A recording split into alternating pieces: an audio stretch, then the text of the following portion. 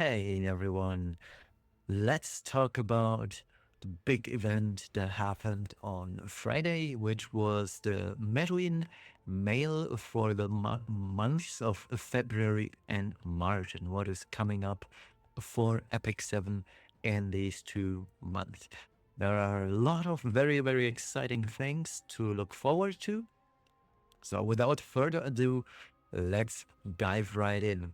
And the first part of the whole showcase was um, Guild Wars. So let me share the entire screen and not just Epic 7.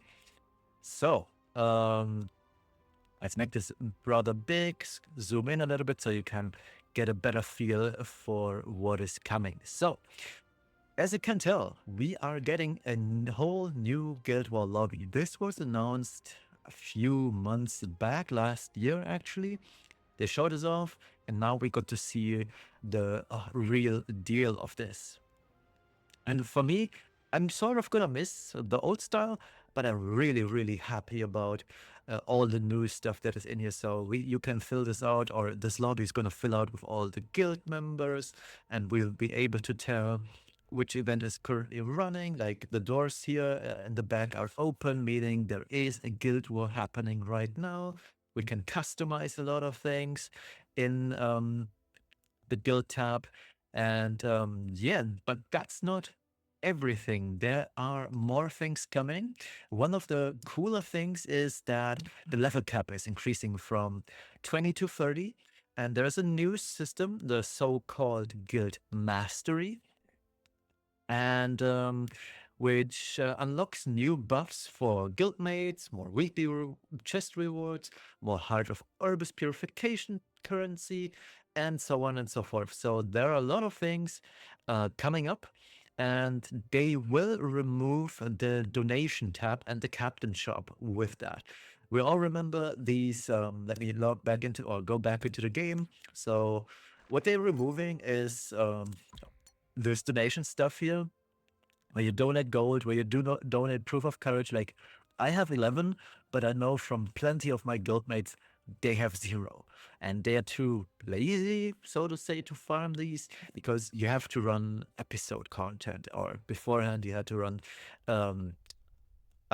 unrecorded history to farm those. And yeah, it's a hassle. It would take away energy that you would otherwise use in hunts. It was tedious. So I feel like this is a good change, removing the captain shop altogether.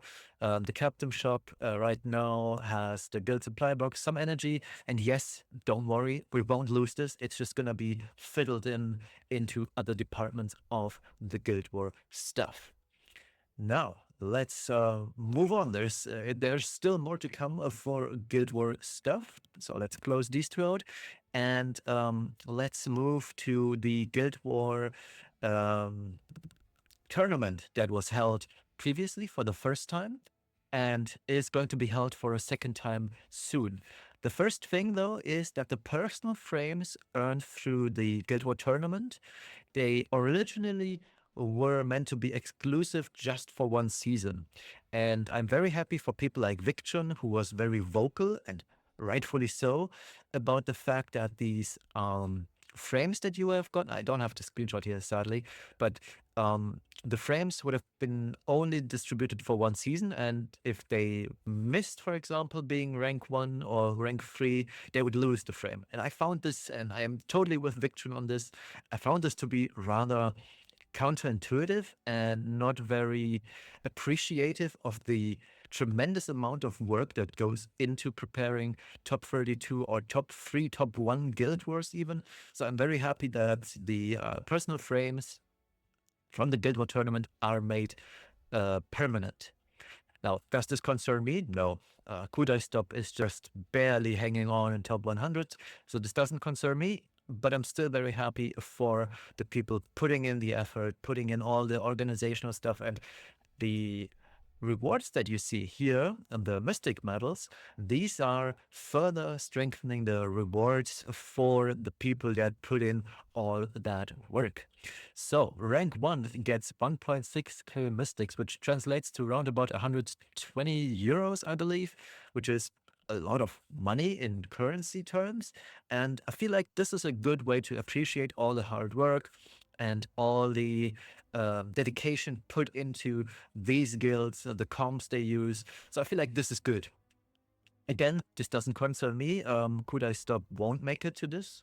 Maybe we will eventually. I don't know, but one can dream, right? But still, I feel like this is good for the people that benefit from this. I wholeheartedly congratulate everybody who gets these mystics. It's a huge boost. I would love this for myself, obviously, but no, this is proper appreciation of the people that put in the work, and I'm very happy that Smygate actually listened to the feedback they were given by these top 16 or top 32 guilds that they asked about. Now, let's move on to the whole next topic, which is quality of life. So, let's start this off with the first quality of life issue or quality of life part. We all remember the friendship stuff, right? That's going away. So, I I have mixed feelings about this. Honestly, I'm constantly using these friendship points, but at the end of the day, like, yeah, sure, I do have a lot of friendship points. I have 100K, and I couldn't care less if it goes away, as long as I don't lose out on this. And I'm pretty sure they will incorporate the flags, the energy, the lesser charms somewhere else. And as long as they do in a good way, I don't mind. I found this way, or the friendship points, so to say, just a tedious click fest, and I'm low-key happy that it's going away. I'll be perfectly honest. One more quality of life thing is when pulling. So when we pull units, or artifacts for that matter, starting with the next update, there will be a feature where duplicates or where we can auto sell stuff.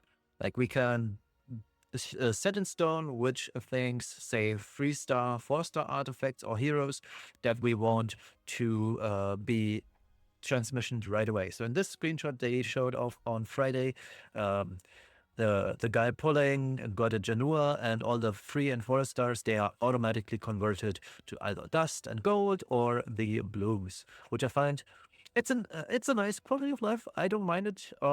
It saves me the hassle of manual clicking on the transmission button and transmit it that way. So thumbs up. I like it.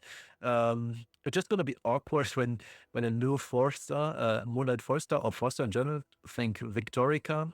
Back when the season World 6 story revealed, Victorica would be kind of included in the system. So be wary when a new 4-star releases, because she might fall victim to this new system. But alas, overall, much appreciated. I think this is a good change. It just saves a few clicks, makes the UI less tedious, and it's an overall good change. Now, what I am really looking forward to is summoning. And from viewing my videos, you guys, from the pull videos, the gacha access I've posted so far, I went to hard pity every time, right? And especially on the Moonlight summons, that feels really, really bad. So what Smygate did is, they first revised the UI, which I find rather cool. So this looks more in line with the overall look and feel of the game. It presents us the main heroes, which is Iceria here, and the 4-star, the Mercedes version on the right-hand side. And on the left-hand side, we see all the banners. It does look kind of similar to right now. Just for comparison's sake, this is what it looks right now. And on the right side, all this stuff moves over to the left. This looks, I mean, for all intents and purposes, this looks still totally fine, honestly.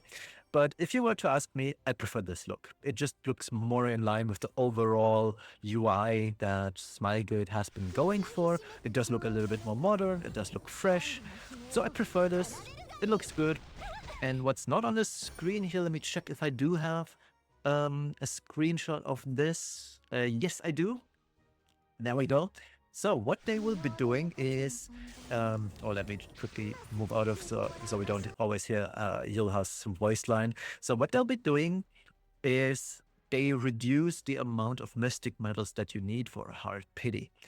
So the first 30 pulls are discounted. However, no, there's no however. So the first 30 pulls you do, either whether it's via single pulls or whether it's a straight 10 pull, it is reduced. So one pull costs 35, 10 pulls, thus 355. And this accounts for the first 30 pulls. So if you're super lucky, you might only spend 350 mystics on a new Moonlight 5-star.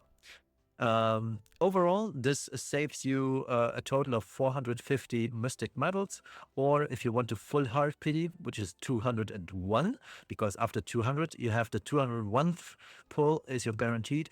So you are eventually paying, quote unquote, only 9,600 mystic medals for a full hard pity. Does that make much difference to somebody unlucky as me who pitied the last 7 Moonlight 5-stars? No, I couldn't care less about 400 mystics. That's just probably half an hour of Garo shop refreshes. But overall, for people who are just itching to try their luck by pulling the latest Moonlight 5-star, the first 30 pulls being discounted on every single banner with still rolling around Moonlight 5-stars, yeah, that's a good thing. Honestly, I'm down. I mean, I'm always for getting something cheaper. So this is a really, really good change. And these good changes regarding the summon system, they do not end here. So Smygate actually did something super, super nice, and I really loved it. So we all remember that pulling new units, say Archie or Ruiza that we see here on screen with a huge booba, it can be very, very disappointing. You're hitting that 121 hard pity, you didn't get any single artifact along the way, especially the 5-star artifact that is on banner for the new unit. It sucks. It really does. And I just want to provide a small anecdote here. When the Albedo banner ran around, I spent, and I kid you not, 5,000 bookmarks. And I got 2 triple S albedo, or more even, but 0, yes, 0 3F. And this is why I have only 1 maxed out 3F to this very day. And I hated myself. I hated the game so much, I was on the verge of quitting that day because the odds of going 5k bookmarks with 0 3F, they're almost as low as winning the lottery. And I was so pissed off that day. I was really on the verge of quitting. I don't know why I didn't, honestly, because just a few weeks later, I got just as much shafted on the Drip Crow banner, the Guard Captain Crow banner, where I really wanted this arty because I still feel like this arty is really good. And I spent like 2k on it and didn't get anything to show for. So yeah, this new system that makes the pity cost of 5-star units 110 virtually, because we get 50, 111, because we get 50 bookmarks back, is already cool. But the kicker here is on 250 pulls, we're getting 2 guaranteed copies, virtually free, because on pull 121 we get 1, and on pull 170 and on pull 200 we get another guaranteed copy of, for example, Ruiza or whatever unit comes next after that. So I really like the system, especially when you go to 250, because that will net you actually 4 units, because the 120 pity, that stays. So at 121 and 242, you're getting a guaranteed copy, unless you pull her beforehand, obviously. And it's going to be interesting to see how the system works, right? Because 170 and 200 are right around the way from 121 to 242.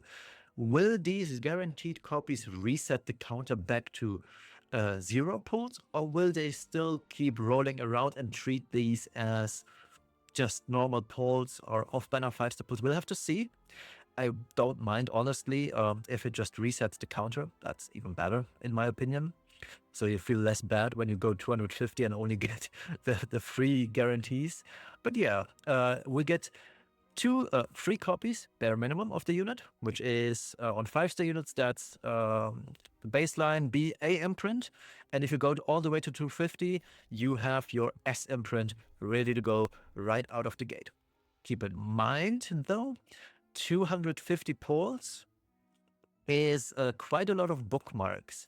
So 250 multiplied by 50 bookmark, no, 25 multis is multiplied by 50 is 1,250.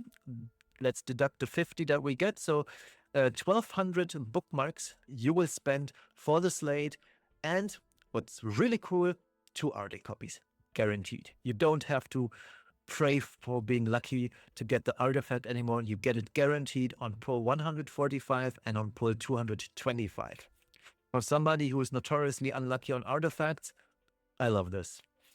Now, this still doesn't guarantee a maxed out artifact. Powder Shop gains me a 3rd copy, which is good, which is +2 on the RD from +5. We still need 3 more though.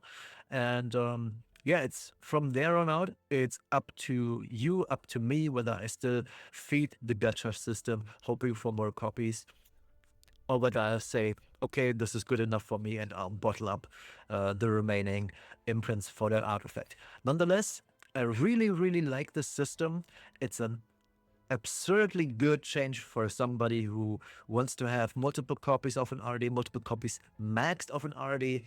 And we know already that this system will also apply to the 3F variant that is coming. So this is what our 3F at home is going to look like. And yes, this might mean Overlord is not coming back anytime soon or ever, which is a shame. I really liked the Overlord collab, but I'm really, really happy that we're getting 3F because I only have 1 copy and I always have to switch it around for Guild War onto Hustle, for example, or into my Genesis Ras defense team. It just sucks. It's just a hassle. So I would get this artifact 4 or 5 times, maxed, obviously. And you know, you might now ask the day who you're gonna put this on. Well, for one, Bella Iron, obviously. Then the 2nd copy is going on to Bright Senya. 3rd copy is going on to Hassel. 4th copy is going on to my 2nd LRK that I have, because the original version runs Crown of Glory, but I have a 2nd one that might want to have this 3F, and Unit 5 would potentially be Abyssal Euphine, because I kind of see her coming back with Ruiza release, and a super tanky Abyssal Euphine on 3F might actually be the source. And this Abyssal Euphine would just be a protection set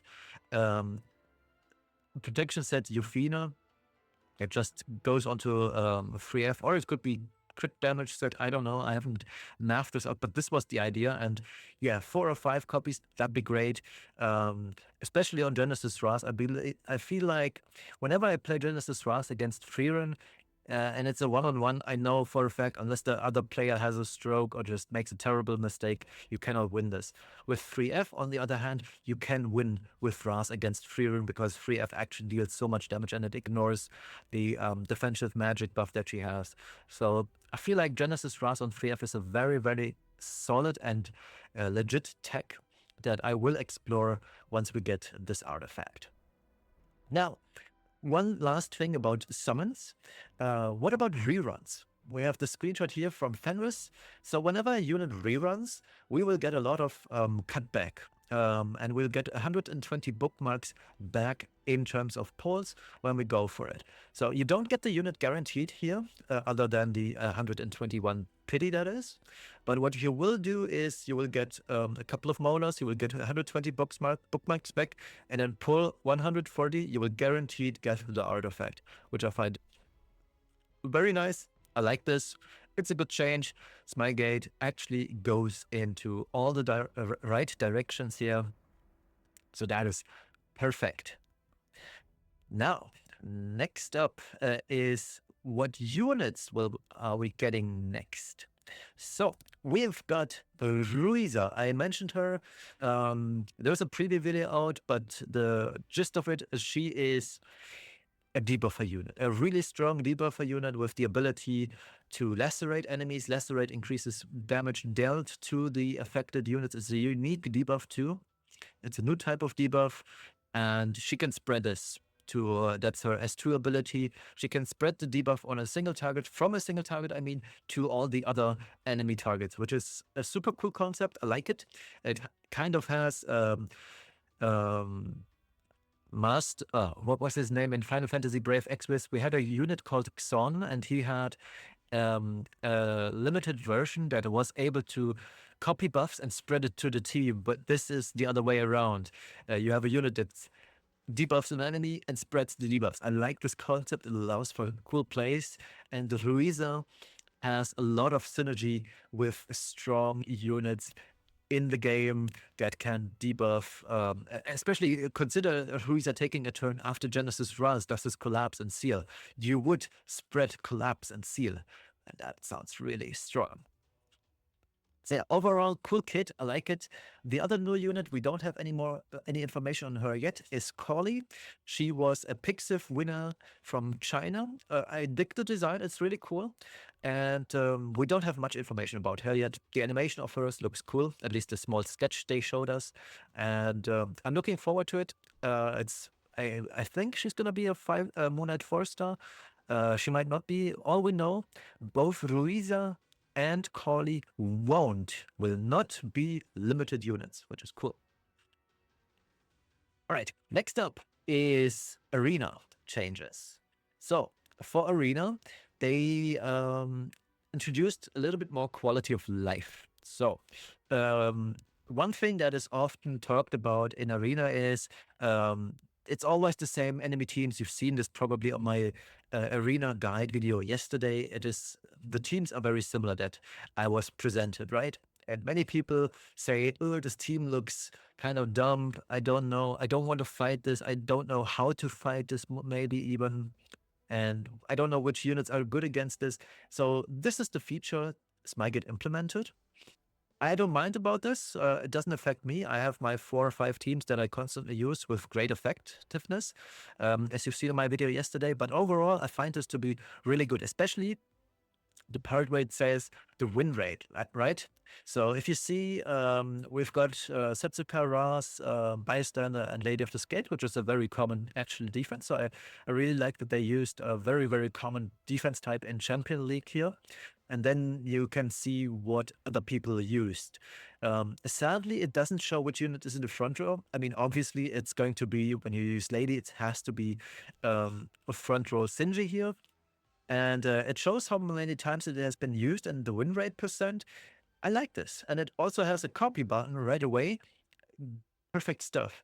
And I really, really hope that eventually Smygate will expand on this feature by giving us copy builds from other, not copy builds, but copy profile cards. Because if they can make something like this, just allow us to copy profile cards to Smygate. I know, very different topic, but apparently you've got the tech, so make it work. But no, in all seriousness, great feature.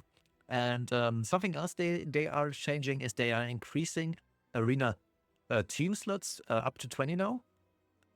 So it's a good thing. I only need 5, but 20 is much appreciated. I can actually go for every single situation that might arise and do my teams for that.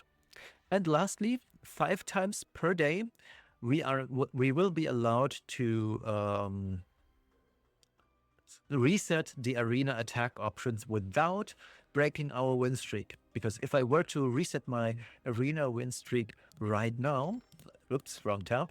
I wanted to go into arena, regular arena, not RTA. If I were to reset my, if I were to reset right now, I will also reset my win streak, and I'm on a 26 win streak, so that's no bueno. I'd never do that. I'd rather fight one of these comps. So I feel like this is a good change, especially when I really can't be bothered with an enemy team. So it's a good change. I like it a lot. All right, next up, story events. I hope you guys remember the Orbis Gladiatorium, the short-lived first preliminaries that we had last year with the, I believe, was it 20 challenges? I really disliked it. It was very specific. I didn't have much fun, but I know plenty of people liked this content. It's PvE content, so people are always itching for PvE content in a PvP game. So I guess I'm just not the target audience for this. But yeah, it's new content, it's story, it expands on the story. I've heard very positive things about this. And they're expanding on this. There's a new unit also coming, the monolith from the arena story. We don't have much else other than the silhouette of him yet.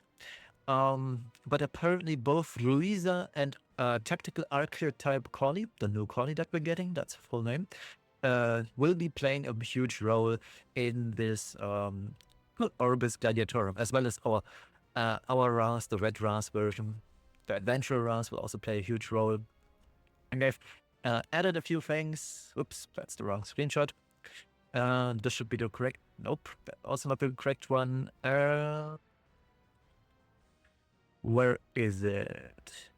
I believe I don't even have the screenshot of this. No, I don't have it, but take my word for it. They updated some of the visuals. We can use new perks for the Orbis Gladiatorium, and the new Monolith Showdown mode will show us this particular villain that we're seeing here, or at least the silhouette of it. All right. Now, what I did show was more quality of life stuff. So, enhancing heroes will be shortcutted now. So we get more quality of life for runes, as well as catalysts and Molagora when doing enhancements. Another very cool quality of life hack that I like is, especially for RTA, yes, it is a skill issue, fully aware. It's just nice to have. So whenever you're fighting Merurin, for example, and you only see the souls, the souls in the top right of the screen, you always wonder how much souls is it actually, because all you know, it says there's two souls displayed on the top right, and you're always like, okay, is it actually 20? Is it 24? Is it 28 souls? Is it 22 souls? We don't know. Sure, you can always count the souls. If you see Luna and Merurin, for example, here at the start of the turn, and you have first turn priority, you know for a fact it's 20 souls, because it has to be. And whenever, for example, Merurin takes a turn, she will gain 2 souls from her own artifact, and when she attacks, she gets another 2 souls, that's 24. And when you attack her once, that deduces 4. So what I always feel like, as the opponent on the left side, you have a much higher attention, or you are forced to have a much higher attention span to your souls than the enemy, because the enemy has the exact soul count at the bottom of the screen. He can always see, okay, I am at, for example, 12 souls right here. And that was always the right side's privilege of knowing exactly how much souls they have, whereas the left side had to keep track of it. And that having to keep track of it is just one more mental note on top of everything else that is happening, because RTA, especially at high level, you have to make quick decisions. You don't have 15 seconds to make decisions, and these decisions can make or break a game. And having to still keep in mind how many souls a Merurin has, it's just tedious. Let's be real here for a second. I hated it. And being able to now consistently check how much exactly souls she has, just so you can wrap around your strategy around the simple fact, I like it. It's long overdue. I really do dig that they finally did this. All right. Speaking of RTA, we are due for the season end. They said around about a month. I propose it's 2 or 3 more weeks at best for RTA. And then we're getting our Sea Phantom Politis skin. And the Sea Phantom Politis skin is the Sorrowful Black Swan. And I gotta say, I absolutely dig this. It's so pretty. It is very similar to her base skin, but I find this to be one of the really cool skins. It's really cool. I like it. It totally fits the theme, and I'm a huge fan of it. All right, next up is something that people have been wanting for so long. So the Craft Your Best gear is back. we get 2 items that we can craft up to plus 15, where we are able to decide which main stat it has, especially on the right side, which is very nice to have. And then we'll be able to determine the substats. In this case, the guy doing this went for a crit damage, speed, ER, and crit chance. And we are now able to do quad rolls. Previously, we were only able to do triple rolls on a single stat at max, which limited us to 17 speed. And this one limits us to 20 speed. Now you might be wondering, wait, isn't that a technical nerf? And so to say, yes, we don't have that 5 speed baseline anymore. This speed starts at 4. It's a nitpick from some people. I've seen quite a lot. It's a gear score loss. Sure, it might be, yeah. But the overall fact is it's a 20 speeder. If you start to think that just because it's a gear score loss, it's a worse item, I think you have other problems. Getting 20 speed for free, especially on set pieces like Torrent, which have been quite important lately on units such as Hecat, on Merurin, Moonlight Celine wants this. There's plenty of units that want Torrent, and a 20 speed Torrent item is kind of nuts. And asking for 21 speeders for free is kind of greedy, guys. Let's be real here. It's a free item. We don't want to complain about free items. Otherwise, why aren't we complaining about not getting a free Moonlight 5-star every other month? Same energy, right? So I'm really happy that we're getting this back. It's upgraded. I feel like 20 speed, yes, it is very good. Especially in a meta that really, really is focused around speed. The higher your speed or top speed, the better you fare. Especially with units such as Ruiza coming into the game that is another speed abuser and that can ruin a whole turn 2 playstyle. Turn 2 is in a rough spot. Luckily for me, I'm an aggro player, so I do welcome Ruiza being fast, but I feel for all the turn 2 players that get shafted by all this. But here's your chance, 2 items, 20 speed.